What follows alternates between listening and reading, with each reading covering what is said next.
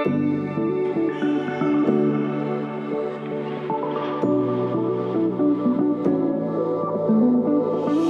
everyone, and welcome to the Missing Link for SLP's podcast.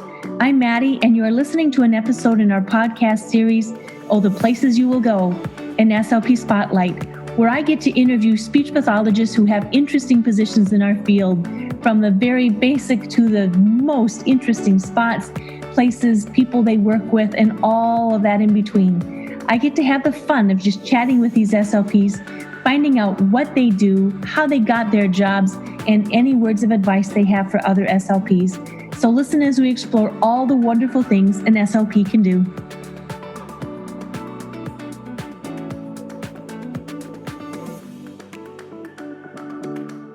Today, I'm excited to be talking to you, Julie, because I reached out on Facebook and you were one of those that responded. And in your message back to me, you said, well, this is just who I am. Is anybody going to be interested? And I think so many people are going to be interested in your story, and it's going to resonate with a lot of SLPs. Your story is unique, though. So can you tell us about your career, your life, and what's happened with your speech pathology? Okay. I feel like I've maybe had like 3 careers in my life, 2 of them being in the SLP field. And I call one my early career, pre-kids, and one my late career or current career, post. Well, I still have kids. They still exist. But I think the speech pathologist I am now is so different from the speech pathologist I was then. It's a different world. I was kind of reflecting this morning on what's different about the 2 times that, that I've worked significantly. And I think now we have so many resources. It's evidence-based now. I think you can relate that when we got out of graduate school, a lot of therapy was with workbooks, and I didn't even have a graduate program or class in swallowing at all. I was the very first class that they offered at Washington State University, and they pulled on a professor she was adjunct, I'm sure, and we were the very first class out of Washington State University, and I was hooked. Swallowing is my love. But yeah, it was just starting. Right. We all went to Jerry Logan's classes and courses, and that was it. And so now it's a whole different ball game. There really wasn't even internet much. No. I was just telling my husband how I walked around with a medical speech pathology 300 small print page book in my white lab coat in my clipboard with the smallest print I could get of all these resources. And now we have a computer in our pocket. Right. But I don't think we any longer, at least in the companies that I've worked for in this last 6 years, we don't have clinical supervisors anymore. And when I first started working, there would be someone in my company that would be responsible for mentoring new speech pathologists, coming in on a hard case, being available on a phone call. And new speech pathologists, I don't think have that anymore. We have 40,000 people on the medical SLP forum. Right. But it's different. It is not someone having their eyes on a patient, guiding you through a treatment session if you need it. So I think it's a different world, and I feel like I'm more grown up now. I've had life experience. We are. I took care of my mother-in-law and became a family member to someone with a stroke for the second part of my career, which has changed my practice in a fundamental way. I would say that for the second part of my career has been the biggest. So your first part was pre-children, and then you took time off to raise your children. Yeah. You care for a family member, and you're military, so you've traveled around a bit. Yeah. And you're now coming back to your career. You let your C's lapse. I know this a little bit because we talked, and now you're picking your C's back up. How has that gone for you? So at first, I'll be honest, I was a little irritated. I needed to take my C's, and ironically, ASHA grandfathered me in. And my state licensing made me take the Praxis exam again. And it was the best thing that could have happened to me. Good. Yeah, I don't know if I'd like it, but good. Well, I'll say it was painful, but but I spent 4 months just studying and immersing myself in the research, and I was blown away at how much everything had changed. And I feel like if I would have gone back in, kind of stepping away for so long, I wouldn't have felt like an imposter, but I definitely, coming back in after taking my C's again and getting up to date on kids, babies, multicultural, just everything. Mm-hmm. I felt really like, I'm here, I'm ready, let's do this. So it was a really great thing after the fact. That's an important point, is after the fact. But I was just looking at my continuing ed since I kind of came back in, and I looked at my ASHA transcript, and I've taken 270 hours of continuing education.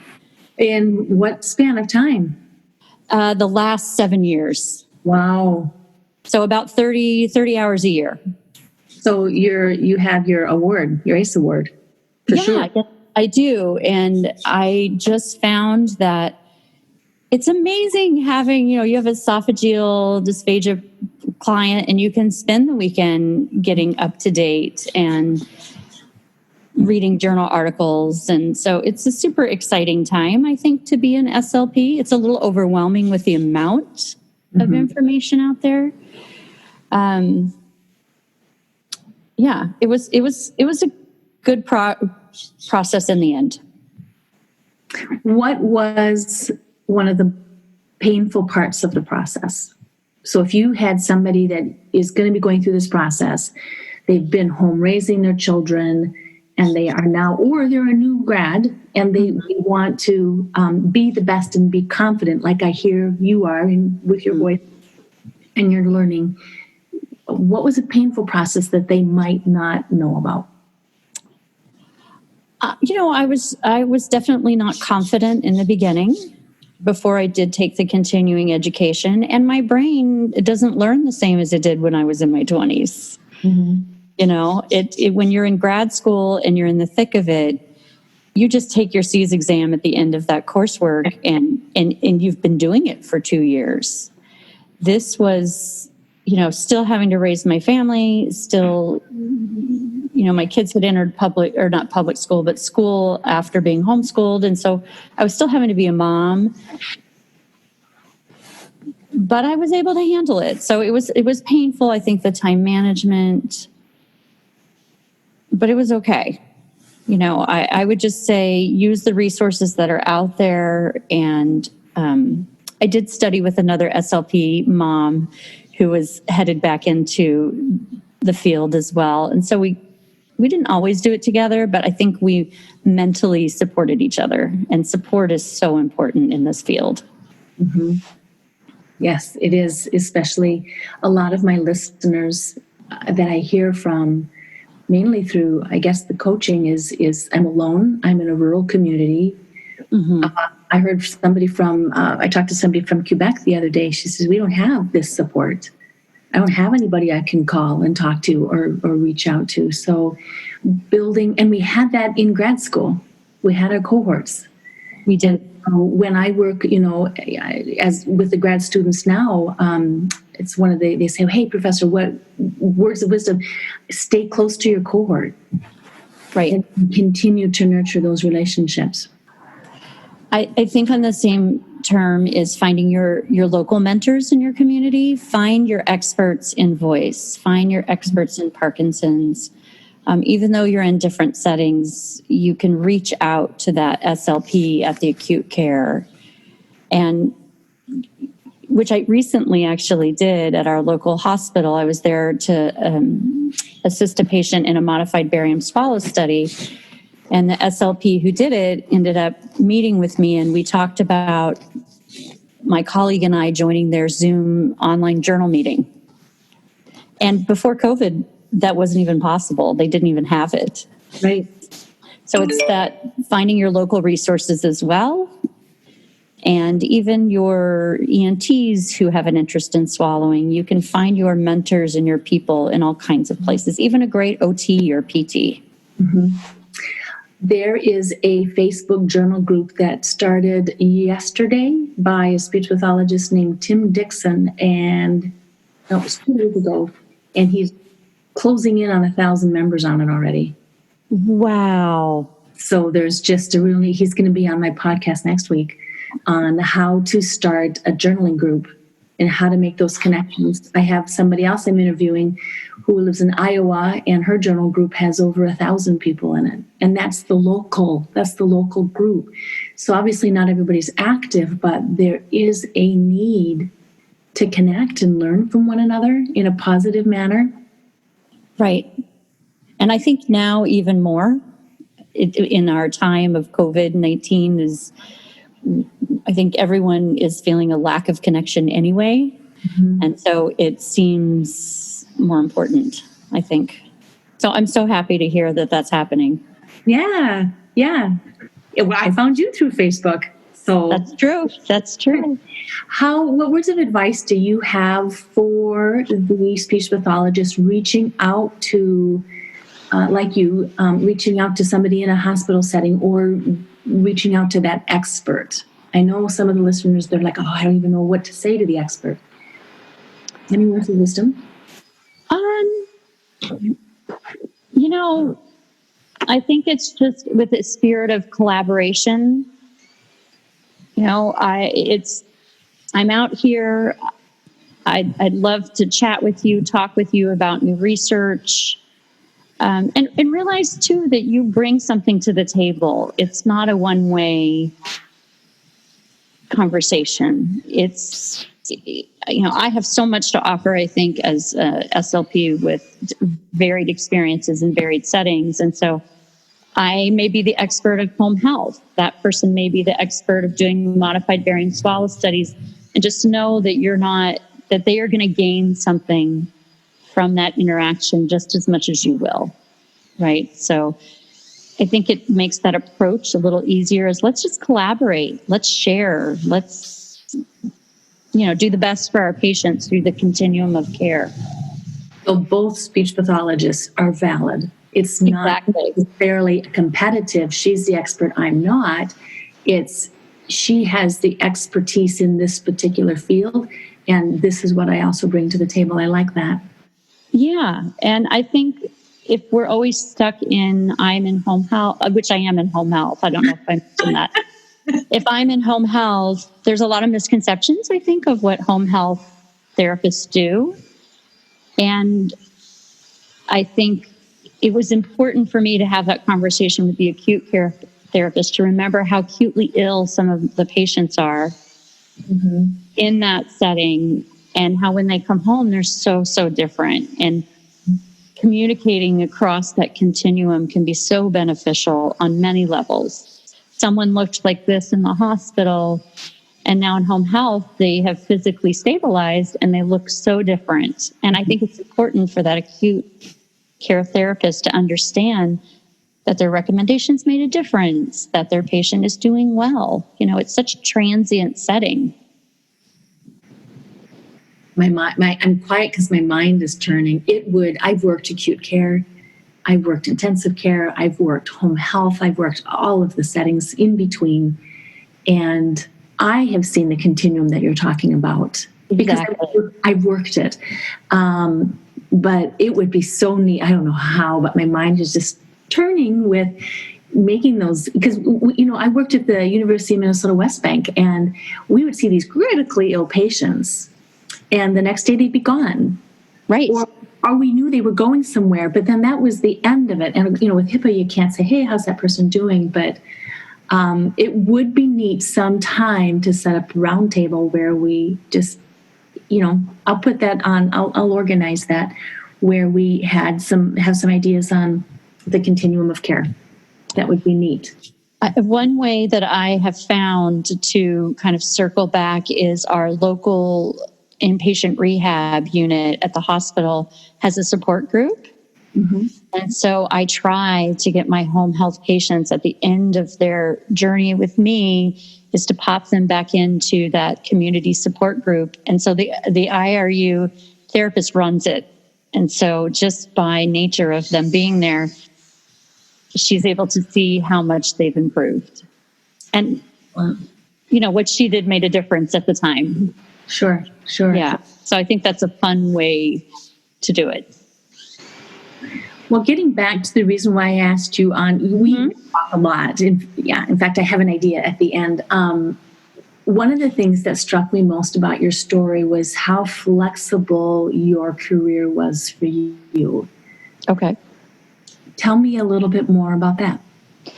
Well, I, just like you, I think I've worked in about every setting, which I recommend. And each one has something to offer. I think you'll agree.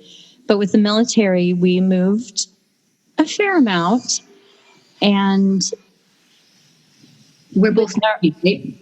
What's that? I said we're both Navy. Yes. So I was able to get a job really easily, as long as I was flexible in what setting that was in. I was sometimes PRN, sometimes I, was full-time, part-time, but I was able to pretty easily just transition. I never went into schools. That was something I purposely didn't do. But, one of my favorite jobs was a day rehab in Virginia where I was only for about 9 months. And I was just able to get a job right away because we have pretty good mobility, I think, as a career. And it is important to note, and I recommend this a lot on the Facebook groups, most of my positions were due to cold calls I put out. Oh, that's interesting. Tell us more about that. So I am a firm believer in if you want something, you need to ask for it. You need to kind of put it out to the universe. You need to speak up for yourself. And so I just found that even though departments might even have an open position, but because the rehab director is overwhelmed or managing and treating, that often it wouldn't even be posted. And so I would just come to an area, do some research, find out where the rehab facilities were, and I would either stop by in person, professionally dressed, with my resume, and ask to speak to the rehab director or the speech pathologist. Sometimes I would call, and that's how I found my last job. Is I just called a home health company and said, "Hey, I'm out here working. Do you need anybody?" And she said, "Oh my God, we do. We just haven't had time to post the position." Excellent. Good to know. Yeah, I'd say 50% of my jobs have been found that way. I have this thing I do. I worked my way through it. Gosh, maybe a year ago. It was called the Rejection Challenge. Oh. And it was a Facebook thing, and it's on the theory that when people ask for something and they're rejected, their body language changes, their voice changes, their demeanor changes, and they're like, "Oh, okay, thank you." And they take it as this personal thing. And it's becoming comfortable with rejection, that it's not a personal thing. It doesn't work out right for somebody, or it's a rule thing. And so the rejection challenge was you start by asking for little things and learning how to deal with rejections. Can I have this pop refilled when they don't offer free refills? Can I, do this or can I do that? Little things. And oh my word, has it paid off for me in spades? Because I've asked some really big names to be on this podcast, and people are saying yes. Wow. Never would have had the courage to go and ask. Because I've asked some pretty neat, I have this really neat, this is all about you, but it's about learning how to be brave and learning how to handle a turn down, or when something doesn't work out, how to deal with that. And it's okay if the job doesn't work out. This is plan B, and this is why it didn't work out. But yeah, I'm down a little rabbit hole here. Well, it's one of we all have our kind of phrases we say to people. And one of mine is become comfortable being uncomfortable, right? It's an okay space to be in.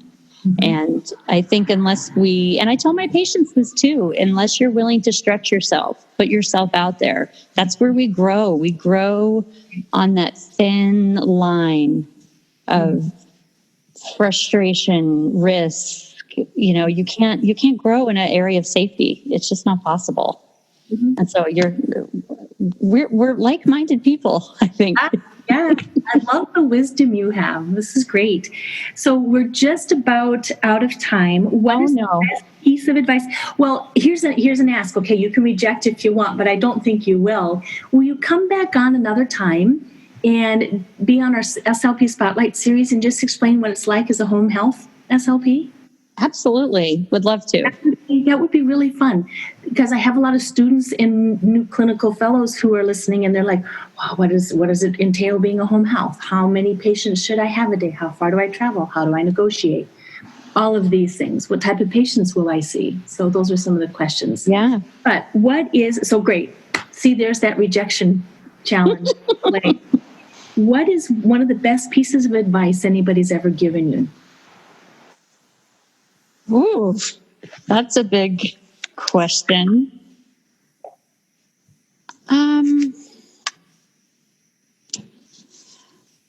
I guess the best piece of advice is to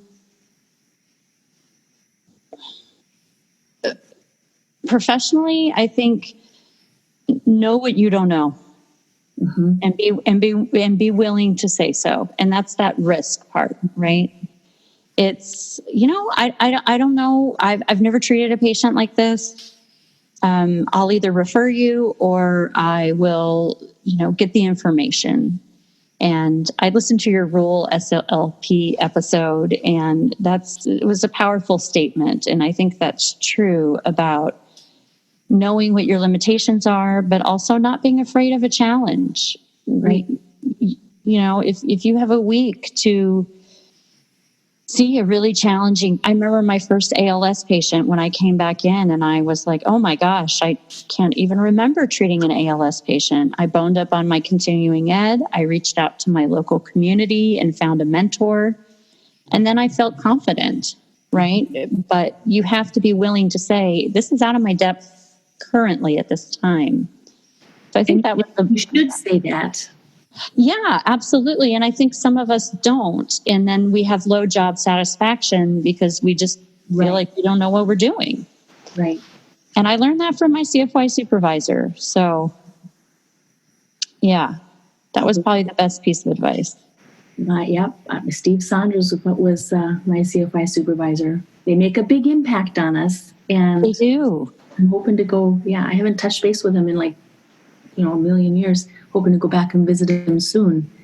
They make a big impact on us. And so what we learn, and you're right, know what you don't know, refer out. We have a set of values as speech pathologists. And since I've worked for so many students and teaching and everything over the years, and we have our own set of values. One of those values is doing the best that we can for our patients. And then we aren't proficiently skilled when we don't feel confident. That goes against our value system. And so it is going and learning what we need to know and reaching out to those local mentors and listening to podcasts. I learn a lot listening to podcasts. Oh, dear. I think it's a wonderful method, especially in home health, because you can listen while you're working as you're driving. Yeah. So thank you for doing this. You're welcome. I love it. I love it. I'm 2 months booked with podcasts, and it's just like, oh, I can fit you in here. Oh, I could fit you in here. I mean, it's so exciting, the passion that we all share, and there are some podcasts coming up where I have some speech paths that I work with through my website, and I'll connect with them in Zoom in the evening, and they're like, I've had a horrible day because this, and all these horrible things have happened. And they're valid things that are happening to me, especially to our SLPs and our SNFs. Right. And they're just squished, and they're being asked to do these things. And I think the more we connect, the more that we communicate, the stronger we become as a community, the more we can empower one another. I agree. And become, just stronger for ourselves, for the people we work with, for our families. Well, thanks for go ahead. Well, I was just saying the enthusiasm that you're bringing is infectious, right? When you're listening to a podcast and Good. And your host or whoever is excited, that is contagious. And so thank you for doing good. You're welcome. You're welcome. I just love this. It's a lot of fun. And I just have more, I'm pulling on some other people. I've got somebody who's going to do some social media work for me in the form of Instagram posts. Nice. Yeah, I've got some fun plans coming forward. So any constructive criticism, any topics, anything you want to add, or any of the listeners want to add, I'll add it to my list. I think I mentioned this. I grew a lot when I became the family member of someone with a communication disorder. And I think as I went through that process, I found other SLPs that did too. And I think it's a really important viewpoint to share.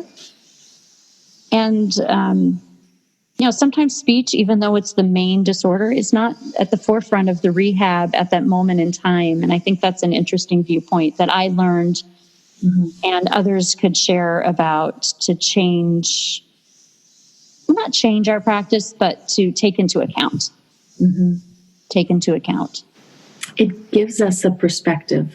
Exactly. I think with the years of work that I've done, if there's one thing, I haven't been interviewed about me, but one thing that any advice, I guess if I had to give anybody, it would be develop the perspective of somebody other than your little world.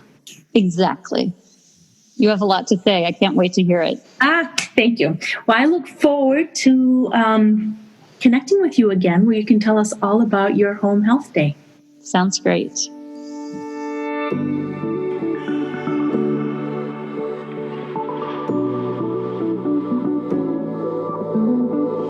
I hope today's conversation has created some aha moments for you and motivated you to become a better SLP, continuing to connect some of those missing links between what you know and how to use that knowledge. Thank you for downloading the Missing Link for SLP's podcast. And if you enjoyed the show, I'd love you to subscribe, rate it, and leave a short review. Also, please share an episode with a friend. Together we can raise awareness and help more SLPs find and connect those missing links and get the information needed to help them feel confident in their patient care every step of the way. Follow me on Instagram and join the Fresh SLP community on Facebook. Show notes are always available, so come learn more at freshslp.com. Let's make those connections. You got this.